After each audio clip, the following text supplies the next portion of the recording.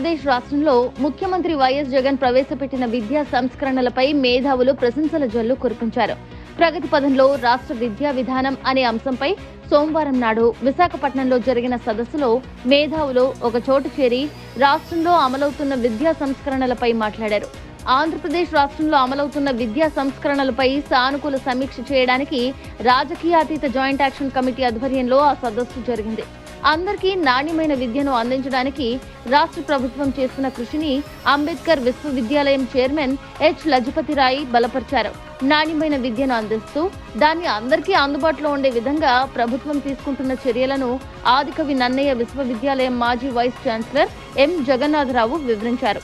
అభివృద్ధి చెందిన దేశాలతో సమానంగా ముఖ్యమంత్రి వైఎస్ జగన్ పిల్లలకు సాంకేతిక నాణ్యమైన విద్యను అందించడంపై దృష్టి కేంద్రీకరించారని AU arts and commerce college మాజీ ప్రిన్సిపల్ కె శ్రీరామ్మూర్తి కొనియాడారు.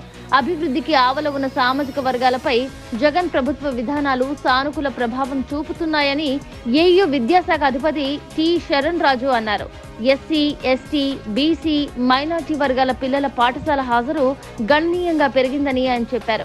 అక్షరాస్యత రేటులో ఆంధ్రప్రదేశ్ దేశానికి మార్గదర్శకత్వం చూపుతుండడాన్ని retired professor P Viswanatham, CH Suryanarayana, retired lecturer C Venkatrao ప్రశంసించారు.